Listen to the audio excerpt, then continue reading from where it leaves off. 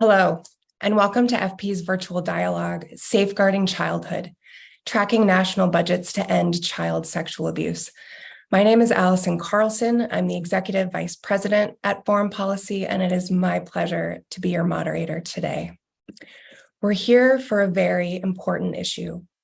Globally, the WHO estimates that up to 1 billion children aged 2 to 17 experience physical, sexual, emotional violence, or neglect in the past year. And rates of sexual abuse are particularly high. According to UNICEF, about 1 in 10 girls under the age of 20 globally have been forced to engage in sex or perform other sexual acts. And boys are subjected to this abuse as well, but it's often overlooked. And in both cases, for both boys and girls, these cases are often underreported. And while legal frameworks and government commitments against child sexual abuse have been made, to date, the level of funding and the effectiveness of the financial resources budgeted and allocated to fight CSA have largely remained unknown. And this is really important, and it's an important issue because without understanding the financial commitments and without targeted investments, government commitments will remain hollow and the goals for combating sexual abuse against children will go unrealized. So in an effort to address this critical gap in understanding and in research, our team at Foreign Policy Analytics, which is the independent research division within Foreign Policy, has produced first of its kind research, and this is with support from World Vision International and Oak Foundation, that really deepens our understanding of the level of government funding that's dedicated to combat this issue in countries around the world. And this data and analysis is really important, and it's vital to understanding not only the funding landscape, but to really accelerating action to end this abuse. So today we're launching this research, and this is on the eve of the G20 summit that's in India and the upcoming UN General Assembly in New York. And it's at these gatherings where governments will be making national commitments and prioritizing their development goals and investments.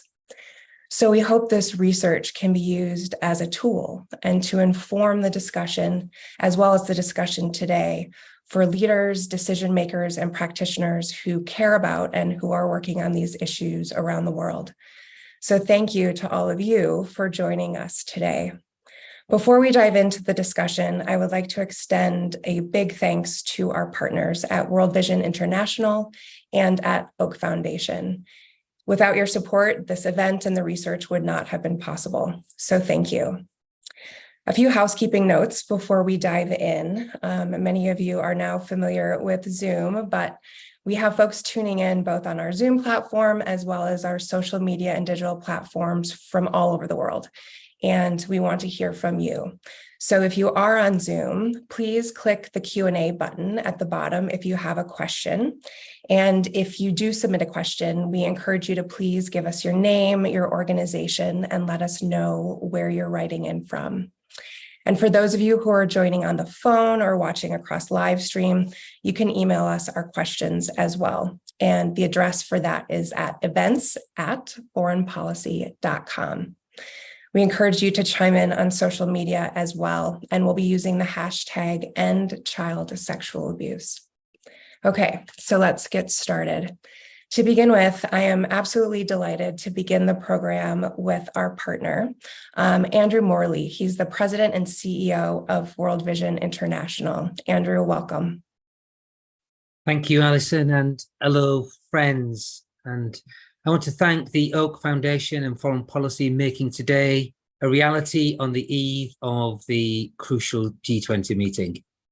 Before we talk about statistics, before we talk about data and financial figures, let's acknowledge that behind every single number, there is a child who should be living their childhood free from fear, but whose life has instead been torn apart by the scourge of sexual violence and abuse.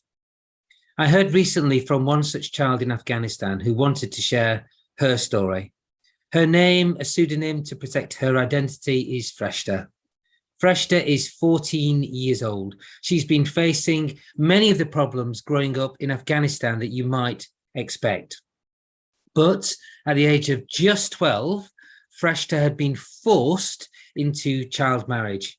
She faced continued sexual abuse and was eventually struck over the head with a pot of boiling water. Trapped in this situation, she told me she had lost hope and become suicidal at just 12 years old. At 14 years old, sorry.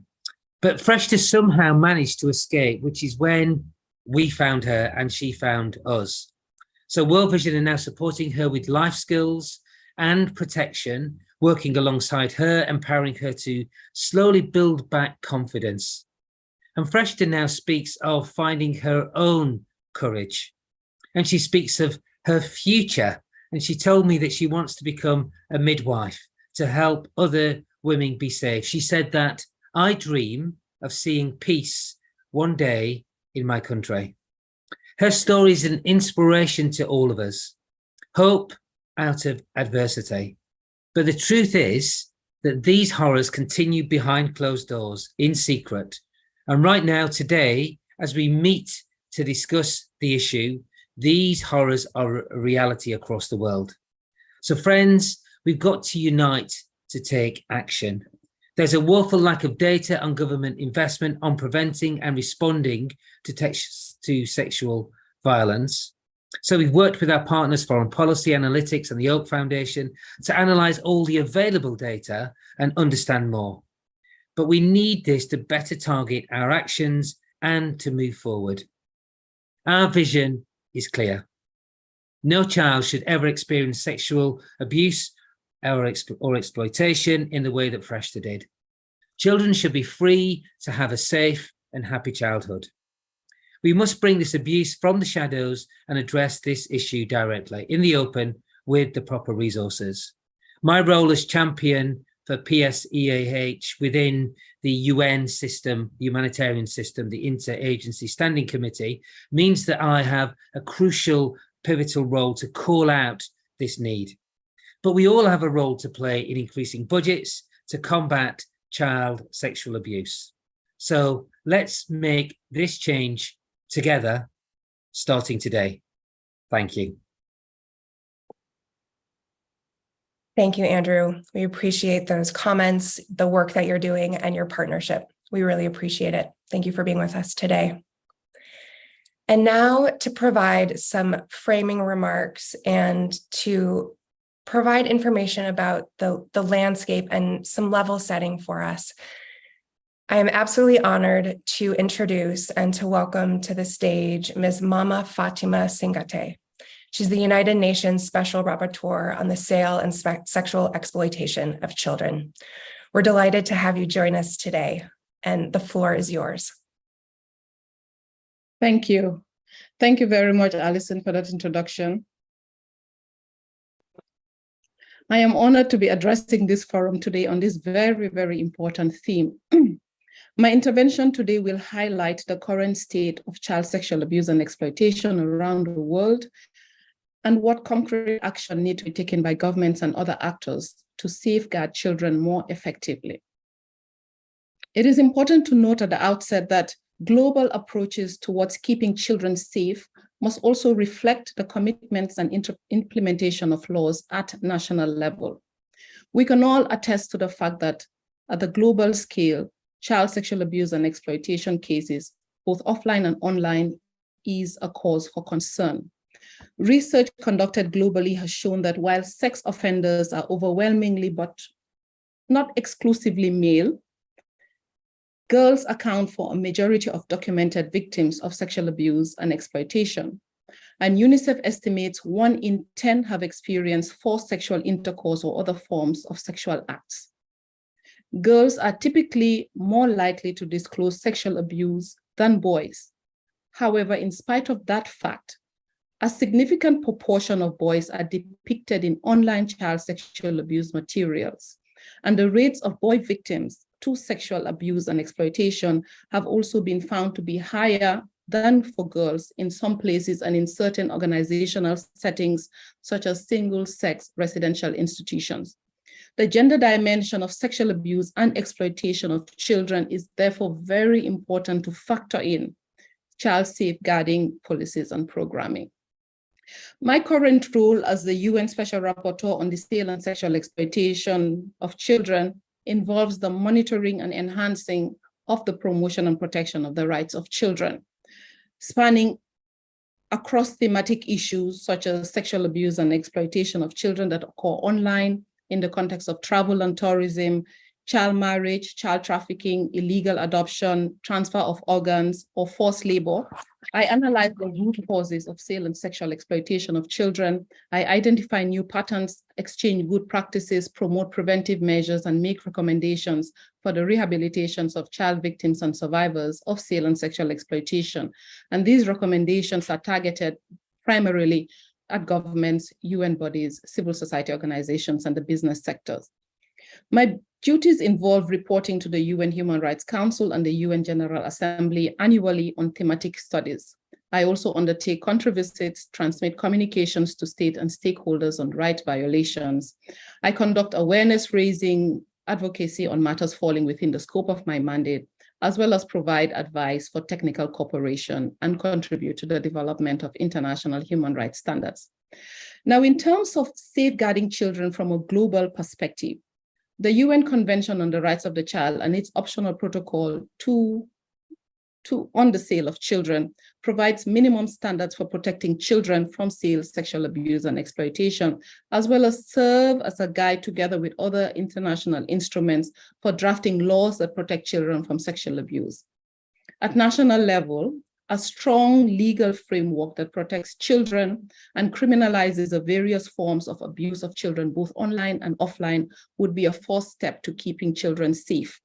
Of course, we know that laws alone are insufficient without adequate financial commitments, and these can be done through budgetary allocations to support the implementation of these laws. Adequate budgetary allocation in line with the principles of equity, efficiency, effectiveness, transparency, and sustainability go hand in hand with well-trained, resource-equipped law enforcement agencies to tackle effectively and respond to this problem of abuse and exploitation of children.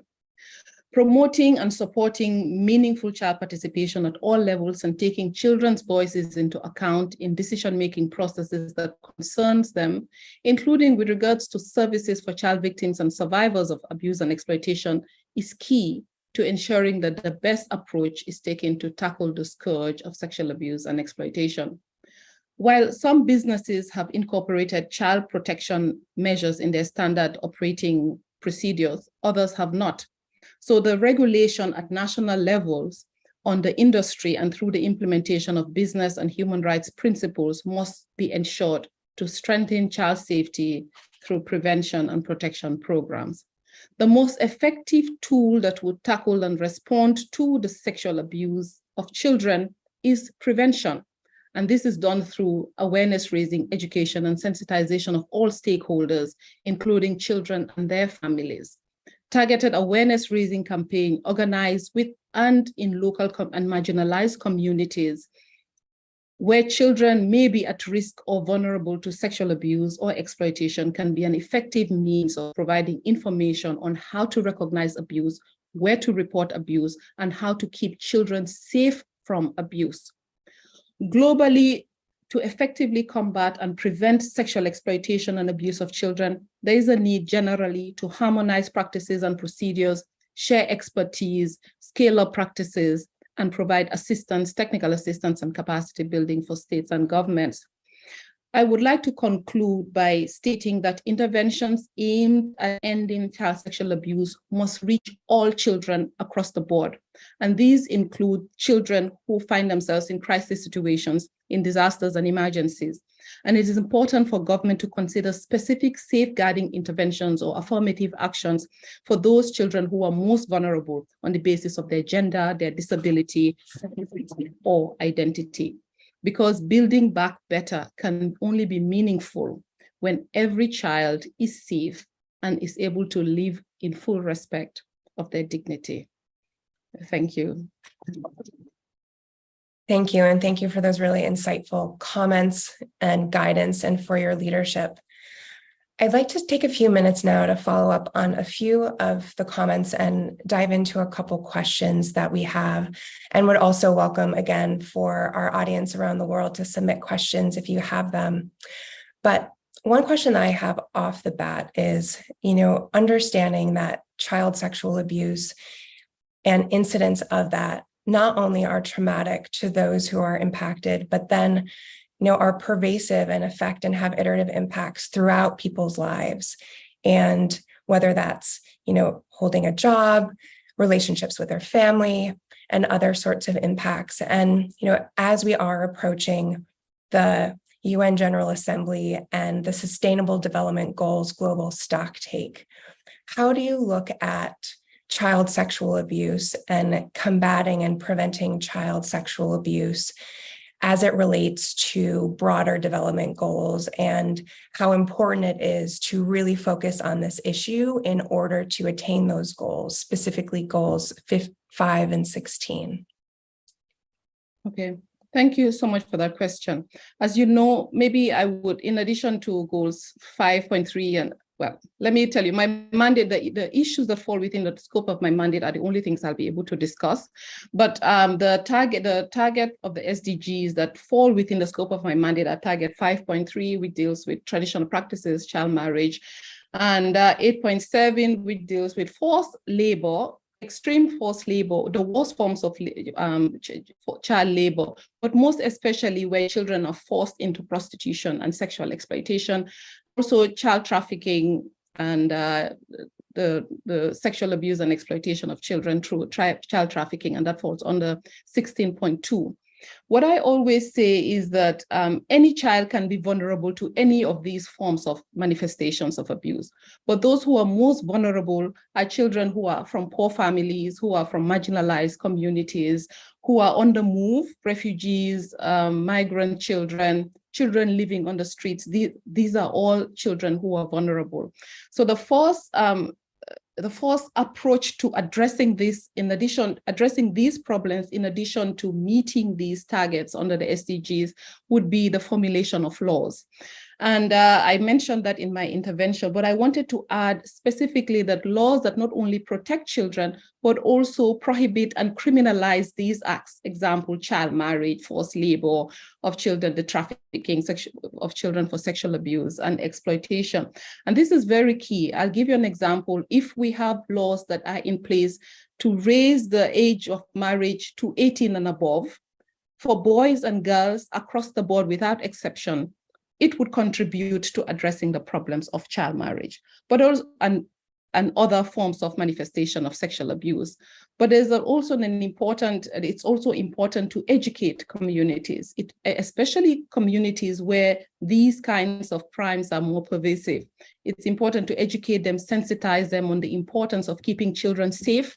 It's also important for states to provide necessary resources. I mentioned that children who come from poor communities and poor families are vulnerable to sexual abuse and exploitation. So poverty reduction strategies and programs can be put in place to ensure that families are able to live a more dignified life and not be subjected to any risk to or be vulnerable to sexual abuse and exploitation. I want to cite a few examples on a poverty reduction strategy. An example that came from Egypt. The project is called the Haya Karima Project, which was designed to improve the living conditions of those in need through cash transfer programs for the most vulnerable in society. But I also want to add that delivery of financial commitment to stakeholders should ensure that all steps are taken to prevent discrimination. So when dispersing funds, we should ensure that everybody has access to these resources, and children should not be denied of these resources based on who they are, where they live, or where they come from. In terms of education, I mentioned education. I talked about how important it is to raise awareness, sensitize communities, but also providing access to education for children. Because if you're able to provide free quality education for children, you keep them in school, then they become less vulnerable to these forms of sexual abuse and exploitation. And there are many and plenty examples of how governments are working in providing access to free education, primary education to children that is quality to ensure that they remain and stay in school. One last point I want to raise is the importance of birth registration throughout the country, because birth registration gives you some form of identity, a legal documentation. And we know that many children who are being trafficked, it's difficult to identify a child who's being trafficked, who has no legal documentation because they don't exist legally. So it's important to ensure that there's a nationwide program that ensures that all children are registered at birth, and particularly government should have programs in place that would target marginalized and remote communities to ensure that every child who is born has some form of legal documentation that identifies who they are. And to do so, there's going to be a lot of education and awareness raising within communities, and government have to expend resources to ensure that their programs reach every community across the nation. So I'll stop there for now. I hope I'm able to answer your question. Thank you for that. Yes, absolutely. And I really appreciate those concrete examples. And one quick follow-up question in the time that we have is, in light of government's responsibilities to adopt and fund the policies and programs that you've just described, what, from your experience, do you see as some of the barriers that are inhibiting the resource allocation and investments that are needed? And in your view, what more needs to be done? Political will, because everything starts from the political will of the government to commit to address this problem and to commit to allocate the necessary budgetary requirements. But we find that, unfortunately, political will is not sustained. So I will always say that political will is not an event. It's not just a one-off. It's a process. It starts from making a declaration, enacting the laws, but also providing the resources that would implement the laws. So firstly is the political will that is required, and that is one of the biggest barriers. But in terms of what needs to be done, I think one of the most important, and that's the only one I would like to talk about, is the importance of collaboration. Because I always say when I visit countries and say the government cannot do it alone. In spite of the fact that they're the ones that ratify the legal instruments, they're the ones who incorporate it and formulate the laws, but they cannot do it alone. They need to be able to collaborate with other stakeholders, and that includes civil society. And in collaboration, it's not just putting a program on their lap and ask them to implement. From the formulation to the strategizing and to the development of programs, they should involve civil society to work with them through the planning, strategizing of programs in order for them to be able to work in partnership with their partners to implement activities. And children also are important partners for governments to collaborate in. Many a times we hear governments talk about child participation at different stages. Children would be outspoken and well-spoken and delivering messages. But it's also, in addition to putting them on platforms, we need to empower them. And how do you empower them? Is through getting them involved in activities, planning programs that affects them, seeking their opinions, consulting with them, and hearing what they say and incorporating their views and opinions in those programs. That's the only way we can effectively talk about how the impact child participation would have in a community, is if you involve them from the beginning, from the beginning in terms of programs that is being designed for addressing the scourge of sexual abuse and exploitation. Very so well I'm going to put. stop. Yeah, I'm going to stop there. Very well put. Thank you very much. And the collaboration with civil society and those survivors is absolutely essential. And we're really excited to have those voices as well participating in our event today. So thank you very much for your insights and your time, Mama Fatima Singate, the United Nations Special Rapporteur on the sale and sexual exploitation of children. Thank you for joining us. And now we'll move on to the next segment of our program. And I'm absolutely delighted to introduce my colleague and the lead of the research, Safeguarding Childhood, Dr. Maisha Alam. She's the Vice President of Research with our analytics team. Maisha, welcome, and the floor is yours. Thank you so much, Allison, and thank you again, Mama Fatima. It's a pleasure to be here and share some insights from the Safeguarding Childhood report. Safeguarding Childhood is a first-of-its-kind report by FP Analytics, examining national budgeting to prevent and respond to child sexual abuse. And I wanted to share today a few key findings and takeaways from that research. Our research shows that governments globally are often failing to transparently resource policies and laws to achieve their stated objectives. And it's the first research of its kind that really looks cross-nationally at how governments allocate resources, where that money goes, and what's prioritized and the levels of funding. The report features 20 country case studies spanning all continents except Antarctica and inclusive of high, middle, and low-income countries. Drawing on a combination of quantitative and qualitative methods, our research shows that even as recognition of child sexual abuse grows, national plans, strategies, and other policy documents too often fail to specify budgetary needs and commitments to meet their objectives. And this lack of transparency undermines independent tracking and evaluation, including to determine the extent to which national budgeting is commensurate to demonstrated need.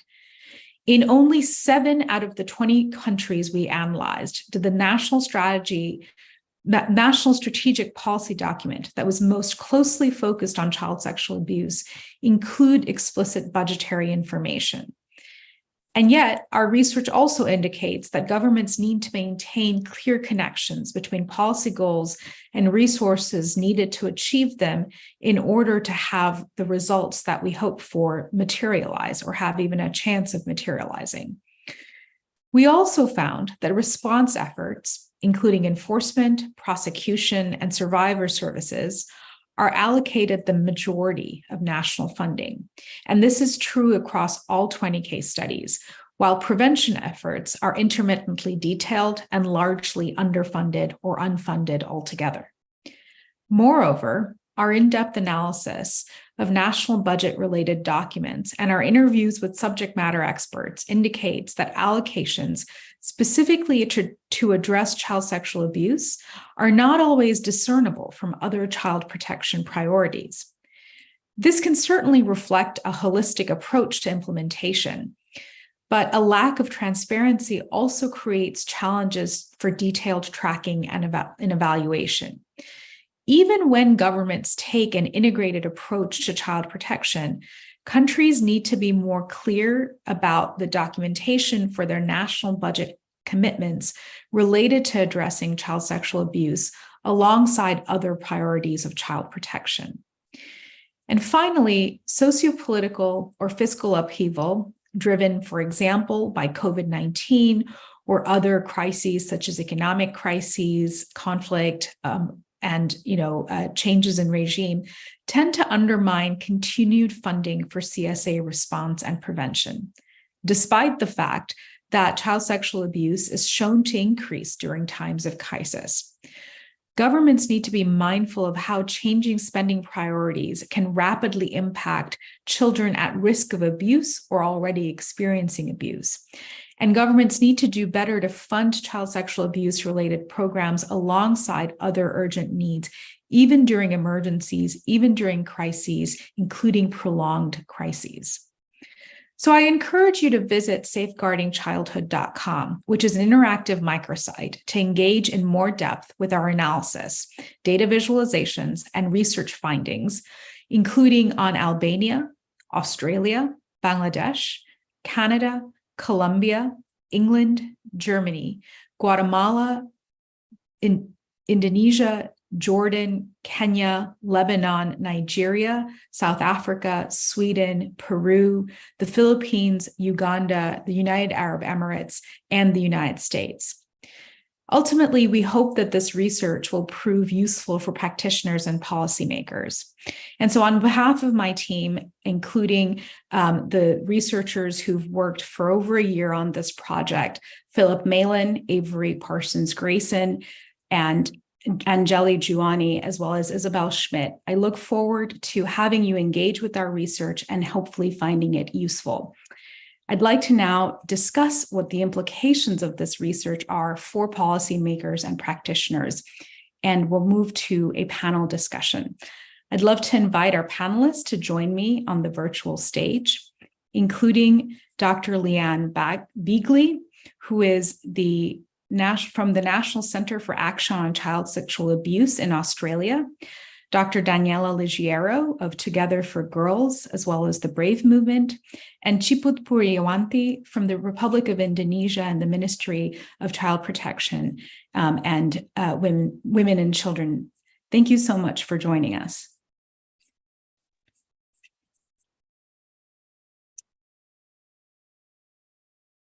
Let's get started, and I'd love to remind our global audience members that you're welcome to submit questions, and we'll turn to those a little later in this segment.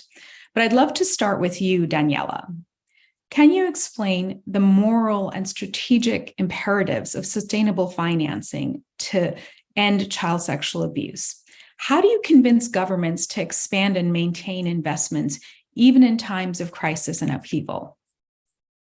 Thanks so much, Maisha, and it's such an honor and pleasure to be with you here today. I want to start by congratulating you and the whole team on this excellent report.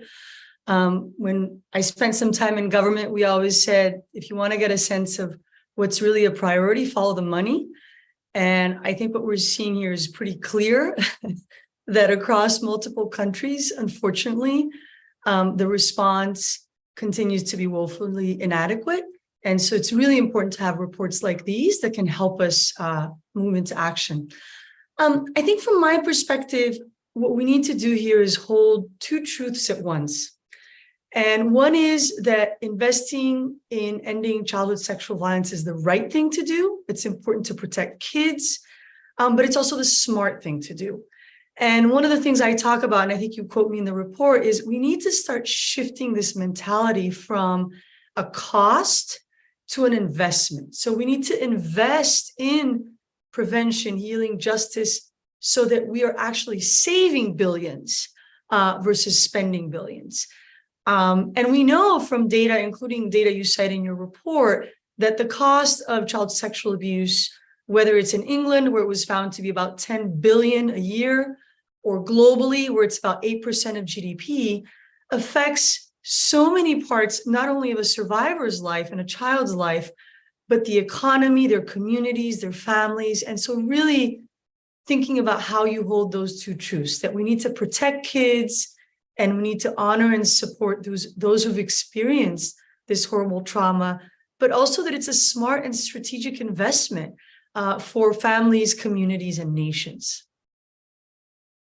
Thank you so much, Daniela. And I think that's such an important reframing, and how, as you said, we should be thinking about the investments and why they matter, and the results that they have the potential to yield, not just for individuals, communities, but also countries.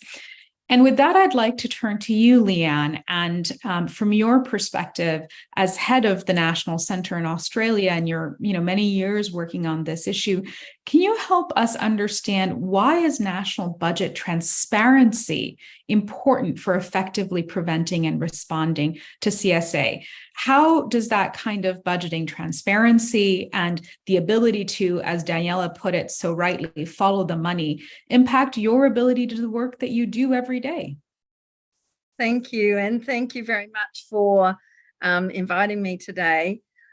Before I answer that complicated question, I would just like to acknowledge that I'm coming from Whadjuk Noongar land in Australia, on the west coast of Australia, in the middle of the night, and pay respects to the First Nations communities, their elders past and present. Look, I think that budget transparency is critically important for accountability. Knowing what's being promised, what's being implemented, which policies and programs are receiving funding is critical. And it's critical because it helps us understand whether the investment is in the right things. As advocates, we can identify gaps and create policy imperatives for investment. For example, ensuring, as was previously spoken about, that there is sufficient funding for primary and secondary prevention alongside the responses to those who've experienced child sexual abuse, and not just children, but across their whole lifespan. It can't just be about transparency, though. It has to be about systems that monitor and hold them to account for how it's spent, and to monitor and share evaluation outcomes. So for me, it's the transparency is the beginning, and then there's a whole lot that flows from that. I don't work in government. The National Centre for Action on Child Sexual Abuse is an independent organisation, but funded by government. And it's really important that together with non-government actors and researchers and the community, including children who are part of the community, have a voice. Thank you. Thank you, Leanne, and thank you for sharing that perspective. And I think it's actually a perfect segue to the next question I wanted to ask, which is for Chiput, and it picks up on some of the themes that Leanne was touching on, but also that Mama Fatima was highlighting earlier about collaboration and partnership and cooperation. And so, Chiput, let me ask you this. How does the Ministry of Women's Empowerment and Child Protection, your ministry, coordinate and cooperate with the Ministry of Finance on national budgeting for programs to address child sexual abuse in Indonesia? Yeah, thanks, Maisa. For the how we coordinate with the Ministry of Finance, actually, we started from year 2000 when we enacted the presidential instruction on gender mainstreaming. 5 years after that, and then we also enacted the policy on gender responsive planning and budgeting.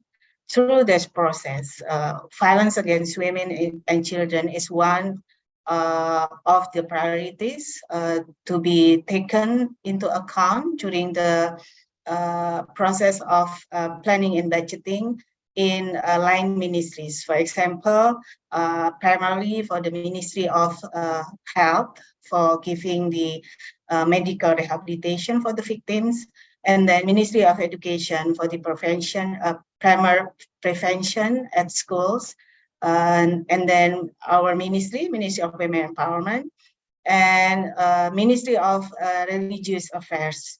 After that, it is going on like the snowball. By years, we educate society through women empowerment and through the training for the children as the pioneer and reporter.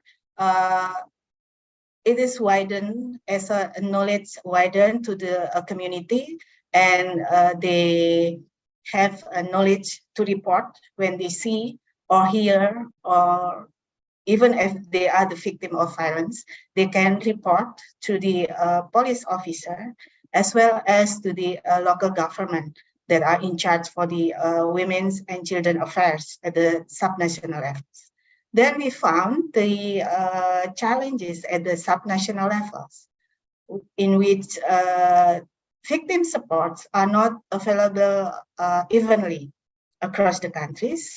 And then when the service center is available, and then they don't have enough resources to provide the services, started from the provision of shelters, for example, let alone and then provide the clinical psychologists that are available to provide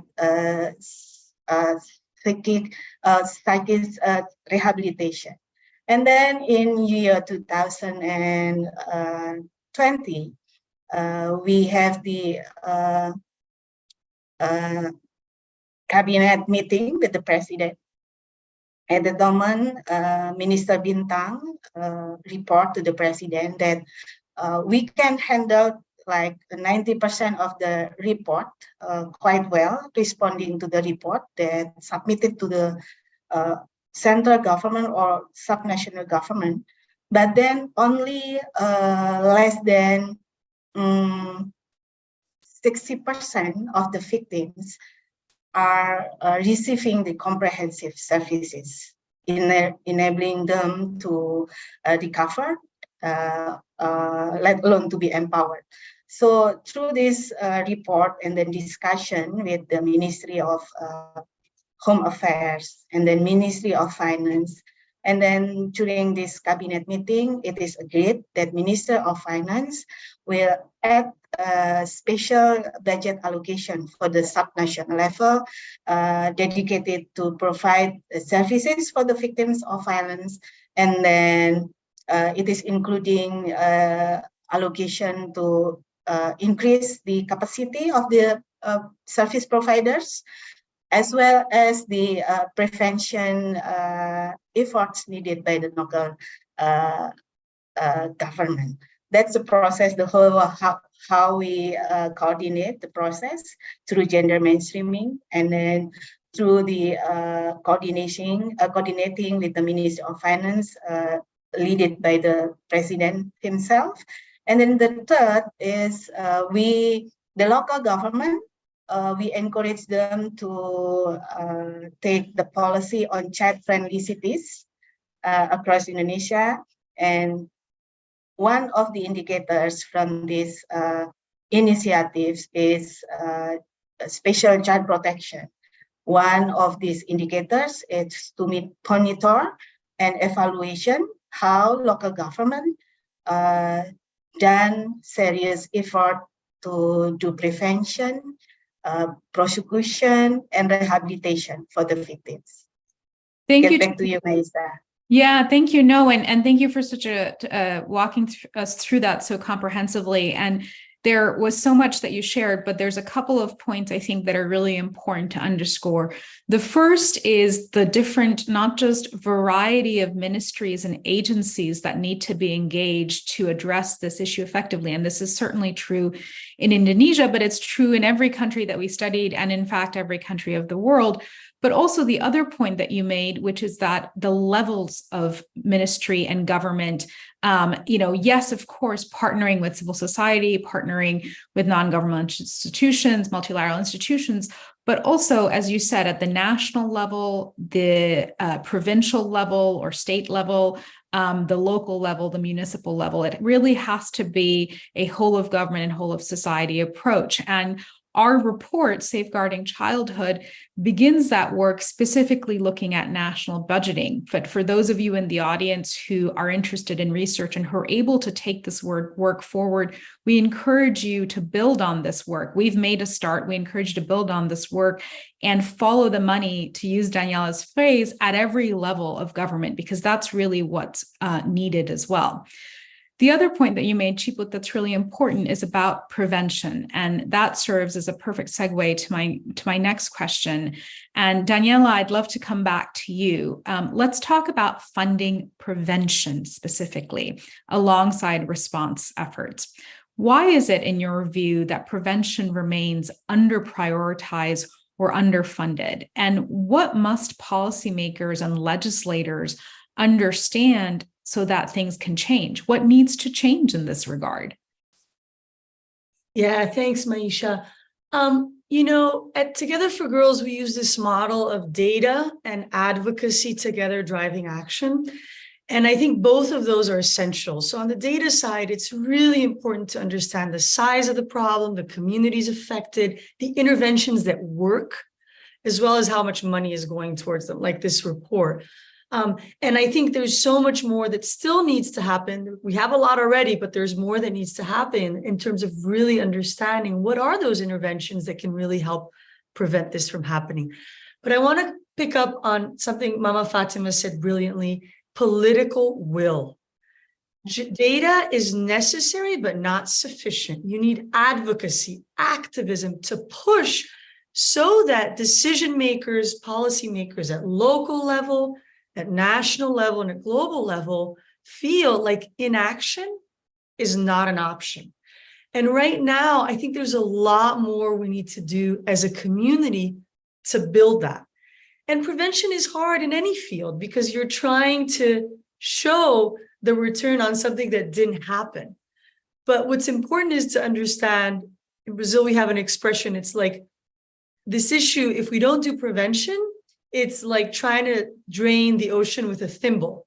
We're never going to get ahead of it. And so prevention, healing, justice, those three essential pillars are interconnected, and you can't really do one without the other. But I think without that political will and the pressure to act, it's not going to happen. One thing I'll say is, in your report, you have Australia and, of course, Leanne, you're leading that work, as well as the UK, as examples where a lot of good things are happening. But let's remember that there's a history there of survivors coming forward, of scandals, of, in Australia, the Royal Commission, in the UK, the independent inquiry that came about as a result of that pressure. And I'm super excited as a survivor myself of childhood sexual violence and a co-founder of the Brave movement. We're going to hear from Janet Aguti, another co-founder, a little later, that survivors and allies are really, I think, beginning to mobilize around that and understanding the importance of political will and building that out. Thank you for that, Daniela. And I think that point about survivor-led efforts, survivor-led understanding and activism is really, really important. But as you said as well, and others have too, we cannot simply rely or put the burden or expect survivors to always do that work. It has to be systemic and it has to be sustained. And I'd love to pick up where you left off and you had turned to Leanne. And so Leanne, I'd love to bring you into that into the conversation. What can other countries learn from Australia's efforts to combat child sexual abuse? We know that it's a checkered past, and a lot of the good that has come from the exposure of really, really horrible and systemic failures. But what is it that other countries can learn from Australia's efforts more recently? And what do you see are the gaps in funding and in legislation that the Australian government can and should better address? Thank you. Well, yes, it was the voices of victims and survivors being drawn together with the Royal Commission, which is a very high-level investigation in the model of Australian government. However, it focused only on institutional settings and abuse that happened in institutional settings. Not that that was not important, but as we know, child sexual abuse isn't limited to occurring in institutional settings. In fact, there are broader community and family-based much more worrying trends. So what it did, however, was it galvanized a community conversation about that. And finally, people began to understand the long-term effects in people's lives of child sexual abuse across their lifespan. So it triggered systemic foundational changes in child safe practices. Now, of course, they had hundreds of recommendations that came from the Royal Commission, and in our government structure, that means we need to act on or understand all of those, and the government then sought to begin to invest in those. But we are somewhat overwhelmed with the complexity of the actions. It's great, but there is a lot to do, and so there needs to obviously be clear leadership to keep everyone on track. Because there are so many areas that need effort. And as I said earlier, data is critical, and learning as we go is really important to inform decision-making. From my point of view, in terms of gaps in funding, legislation and policy, the policy needs to be informed and coherent, and it needs to lead to targeted funding, and policy should really be informed by research and more importantly, by the knowledges of those who have been victims and survivors, and those who are in the front line of response, and those who have cultural knowledges, and those who have organisational systemic knowledges, that all of that comes together. I guess the language and policy around adult experiences of child sexual abuse is nuanced, and people don't really understand the longer term impacts. So we do need to start to draw in a range of, and Chiput said this earlier, a range of different portfolio areas to work together. In terms of a really key gap, though, from the point of view of the National Centre, we think we need to acknowledge power dynamics as part of a child rights framework. Power dynamics and for children is really critical. There are power dynamics for adults and institutions. And when children are violated and there is child sexual abuse, it's an absolute violation of the powerless body of a child. So there is a continuum of powerlessness across the lifespan. It might begin in childhood, but becomes compounded with disadvantage and stays with someone over their life. So we think there is a real challenge for us, to look at ways, both legislatively and from a funding point of view, that we can grapple with a child rights framework to underpin our work. And all legislation really should be required to identify how it will impact on children as part of the regular process of lawmaking to address poverty and other social determinants and challenges that people live with. And I guess the biggest and most concerning problem in Australia is the gap between the living situations and well-being and social and emotional well-being of our First Nations people, the Aboriginal and Torres Strait Islander people. There are some huge challenges ahead for us all, and that's an area where there has to be urgent action. Thank you. Thank you, Leanne, and thank you for kind of, providing both examples of where there's causes for optimism, but also caution. And with that, I'd like to turn finally back to Chiput and ask you this, Chiput. Can you share any specific examples of innovative policies or programs or initiatives to combat child sexual abuse in Indonesia? And could you highlight what some of the lessons learned are from those examples in Indonesia? Yeah, thank you, Maisa. But I wish to also echoing what you said about systemic and sustainable efforts to combat violence against children. And also Leanne said about the importance of addressing external factors comprehensively, for example, poverty and also women empowerment. In Indonesia, collective actions to combat and to end violence against children has been massive, especially as I have mentioned earlier about the Child-Friendly Cities initiative in about 400 districts out of 514 district and municipalities. This initiative, it is a best example because by system, this initiative asking and expecting local governments to set up a coordinating bodies called Child-Friendly Cities Task Force. This task force led by the planning agency at the subnational level and powered by all the offices mirroring the state level at the subnational level. But most importantly, children participation is the essence of all the whole process. So we make many efforts to enable the children at the district and municipalities levels, enabling them to have the capacities to voice their interests to the head of the government as well as the society where they live, to the schools, the teachers, the headmasters, and everyone at the in their areas to voice their interests, that to enabling them to to avoid violence that risks their life, they need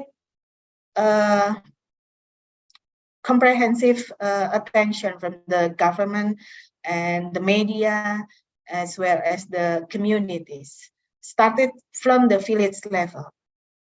They asking and they have access to the planning process at the village level.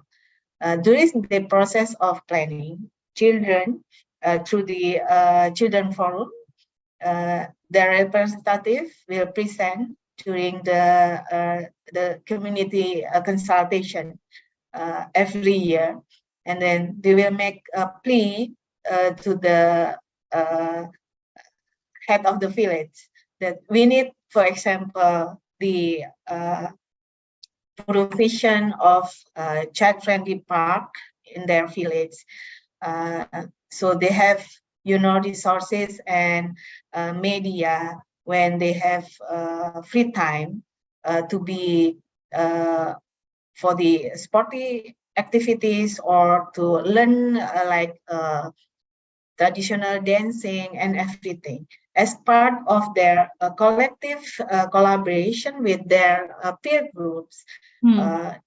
This time, they also educate the younger children as well as their peer group about the rights of the children, about how to have skills to avoid to be victims of violence and sexual victim of violence at the digital platforms, and how they can motivate their parents as well to not marry their children to the adult, for example.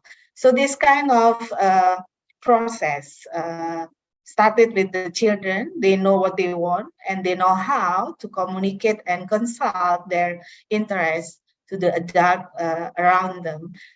It's become, a simultaneous process, not only for the office for Ministry of Education or Ministry of Health, but beyond that. For example, the Ministry of Infrastructure, they understand the special need for the children. That's they have to set up the safe environment for the children, Yeah, Chipat, I think that's such an important point. And just to underscore, as you said, thinking outside of the box, those ministries that might not seem obvious, but are actually really important allies and have a role to play. But also, I think what you said echoes back to things that others have said today as well about what is it that children need? What is it that they're saying and expressing that is important to them, and that peer-to-peer support. I know we're running up against time, but I really quickly want to take one audience question before we wrap up this discussion. I'm gonna go to you, Leanne, and it's a question specifically for you, which is, what do you see are the critical success factors that Australia uses to measure the effectiveness of programs? So, would welcome your perspective on that. And otherwise, more broadly, what do you see as the important metrics to measure effectiveness? Yes, well, that could be like a whole seminar again, right? And with lots more knowledgeable people, more knowledgeable than me. I guess the most important thing is that obviously that child sexual abuse stops, right? But and that there are responses to children and those who live with the impact of child sexual abuse that are compassionate and create healing and safety. The question about what measures you might use to ensure that you are not taking a record of how much time you spend with someone, but actually the outcomes for them in their lives and what they want for their lives is really the higher level sort of thinking that we need to do. And the person who asked the question can absolutely email me at the National Centre, which you can find online, and send through contact details. I'm very happy to talk more about that. Thank you so much, Leanne. And I just wanted to thank Rosalie Keach, UN Observer for ECPAT USA, who did put forward that really important question. As you said, Leanne, we could stay here for much longer and continue this discussion. And I know we've covered a lot of ground, but it also feels like we've barely scratched the surface. Let me close out this panel discussion by thanking each and every one of you for your contributions to the research, for your insights today, and for the work that you do every day, leading the charge to end child sexual abuse. With that, I'd like to welcome back Allison Carlson for a special closing segment. Thank you, everybody. Wonderful. Thank you, Maisha, and thank you to everyone who has joined the conversation today. As we close out, I am absolutely delighted to welcome Ms. Janet Aguti to the stage and to this program and our conversation. She is the founder of the Totya platform, as well as a co-founder of the Brave movement. We're absolutely delighted to have you join our conversation today. Janet, welcome. Thank you so much, and thank you everybody for the participation. Yeah, we're very grateful that you're able to join us from Uganda today. So thank you so much for taking the time. I'd just like to pick up on so many of the comments that were made by Mama Fatima, Daniela, and the other panelists today, is the importance of having survivors at the table and survivors informing policy. You know, one of the things that we found in the research is that often survivors don't report what has happened to them. And if they do, it's often late in their lives, in middle age or even later. And I suspect, given the prevalence numbers that we found of those cases that are reported, there are a number of people watching today who are survivors and have not yet had the opportunity to come forward. And as a survivor yourself and doing this work every day, could you share with us, you know, your perspective about what survivors need and what needs to be done to ensure that they get the support? Thank you very much for that question. And I believe previous panelists and people who have been speaking before have kind of brought up the point of making funds and resources available, because with the availability of resources, then a lot can happen in that way. And in this, I will mostly bring in examples from my work as a practitioner myself, and also basing on the interactions I've had before. Resources being at the key front of everything else, it means that then services are going to be readily available, and the service providers are going to be motivated enough to be able to give the right support to a survivor of sexual violence. With this, I'll give examples of the medical health facilities or even the police, where the survivors are required to go for fast emergency care or emergency attention to get their cases recorded and also to get the support they need. Giving examples basically in my country, Uganda, and also in the region that I'm from, I've seen and witnessed a number of survivors going to to get fast medical attention to the medical health facilities, and they are bounced back because there is no medication to give them the care that they need, to give the person basic first aid treatment, like examining the gravity of the injury I may have sustained during the abuse, or even to give me antibiotics. Now, living along the privileged communities, I work mostly with the marginalized communities. That means this person is barely earning enough to feed himself or his family, or for instance, their children.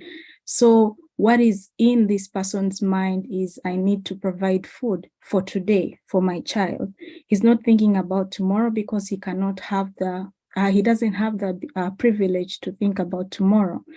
And then his child is sexually abused. So meaning they have to take the child to the health facility to get medication to prevent any other physical injuries or damages that could happen if it's a girl, potentially even becoming pregnant. But I am required to pay a certain fee that at that point I really don't have.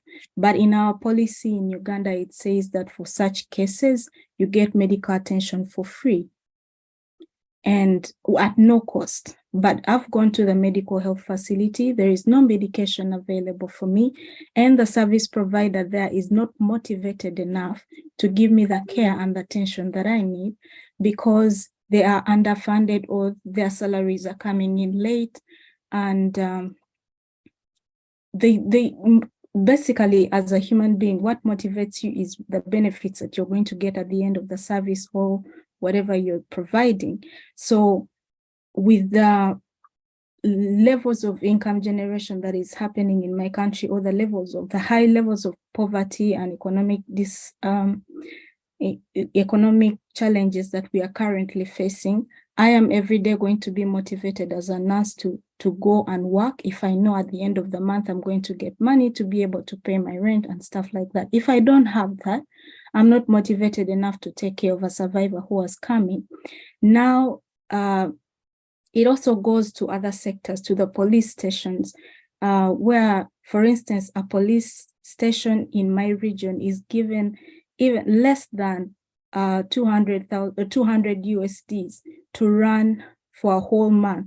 That is fueling their vehicles, carrying out investigations, carrying out arrests, or even registering the cases in their systems. Mind you, a population of about 3,000 people living in this area, how much is really that amount of money going to support victims or survivors of sexual violence that are coming in? And it's not specific that this amount of money is for survivors of sexual violence or victims of sexual violence. It's entirely for an entire department, maybe considering women and gender services. When you come to that, breaking down that, you find that sexual violence is barely even touched in such topics. So availability of resources and funding is the number one key that can really give a survivor the support that they really need. I think that's so important that you highlight. Not only is it about the policy, the funding, the budget transparency, it's really ensuring that those resources that are allocated get to where they need to go and get to the facilities, to get to the survivors and to the victims so that they can have impact.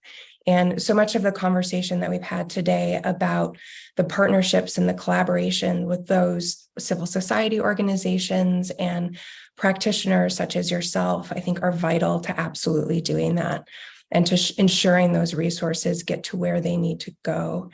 And in light of the realities that you just shared, I'm wondering if you can share from your experience in light of some of those challenges, what are some of the lessons learned about what is working and programs that are effectively addressing child sexual abuse and those that are investing in prevention? What works? What I have learned in 5 years of doing this work is every community or every individual is unique. We might face the same challenges, they might appear similar, but the way in which I would respond to a solution you're providing for me will be different from what another community will receive. So the best for us, what has worked for us, or what I've seen really work in this day and age, is involvement of the community in designing of the programs. Some of my colleagues have hinted on it, like bringing in survivors on the table to discuss what solutions they need. In most cases, when we are designing programs or solutions or strategies to overcome this, we tend to ignore the end user or the person that this program is targeted for. And in these cases, the children are left out. But my colleague, one of the discussants said that involving the children in these discussions, letting them air out their opinions, because they really know, they're the ones that are going through it now. They know the environment they're in, and they know the challenges they're facing.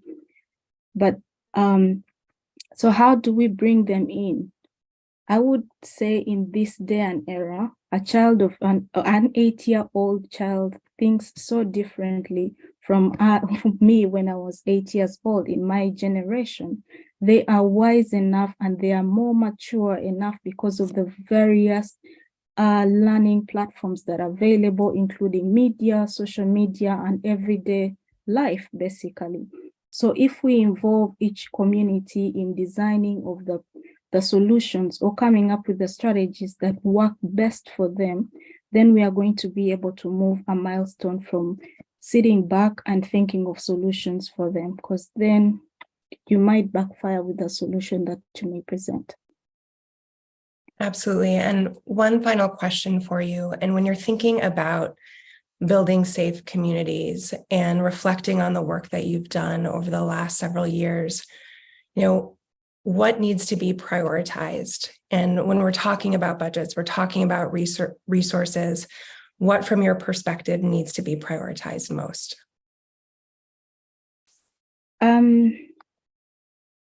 What needs to be prioritized is clearly stating what kind of funds or resources are available for what particular cause.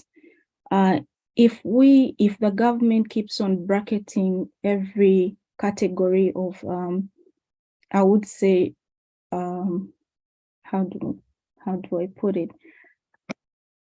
For instance, if we're talking about violence, there are very many forms of violence that come into play. But if you say now we are allocating $100 to cater for violence, that is not really breaking down to the bare minimum of what is going to be covered.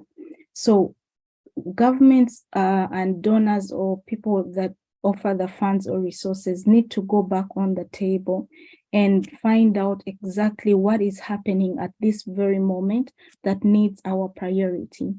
For instance, what are the statistics of child sexual violence that is currently taking place? And then you focus all the resources that you have into tackling this particular issue, and involving also the target beneficiaries into the discussion. It doesn't make sense for a government official to sit up in their office and then decide based on the rumors they have been hearing that this and this is happening without actually reaching on ground to do the right investigations to determine how much or what is needed to solve this issue. And we see this clearly every single day when it comes to the law or the marginalized communities not getting the best care because governments, like for instance mine, currently prioritizing on things that are not really going to benefit an everyday person. For me, a basic need that I would see is health being the number one priority, and the government really plays a lot when it comes to health and education. So if the priorities are coming into things like politics, who is winning in politics and who is not, let's arrest this person for the political slurs or stuff like that. They're investing a lot of money in that instead of putting into activities that would prevent the country from spending a lot of money. I would want to say that in what we've done, we've seen that prevention is really cheaper than cure.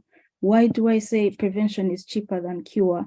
If the government would prioritize in, for instance, preventing child sexual violence, maybe putting out materials or curriculums involving them in their everyday school learnings, and also coming up with programs for parents, then you realize that the billions of the money that would have been spent in providing medication, providing treatment, would have been lessened so much more than spending maybe 1 million Ugandan shillings in spreading and disseminating this information countrywide.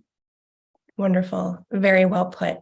And I think that goes back to what Daniela was saying earlier about reframing this issue. Absolutely, that there's greater impact from prevention, and as you rightly said, cheaper for governments and effective utilization of those resources, but they need to be specified. I think that point is very well taken and very important to make. We are over time, and so we're going to need to end it there, but thank you again for all of your insights, your contribution to the research, and the continued work that you're doing. I'd like to thank everyone in our audience as well for joining us today for this very important discussion. There were several themes that we heard throughout, and a few of them that really stuck in my mind are that survivors absolutely need to be integrated into the policymaking process, and budget transparency is critical for accountability.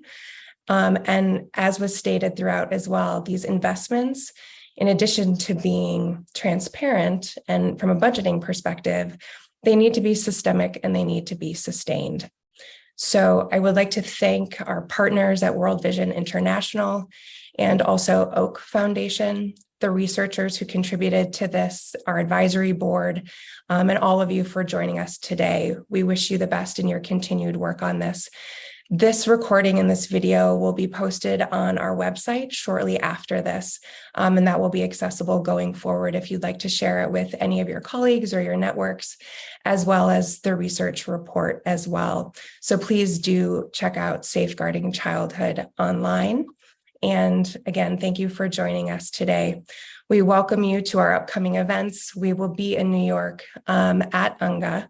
So please find more information about that on our website as well. Thank you all for joining us today, and we wish you well, and we'll see you soon.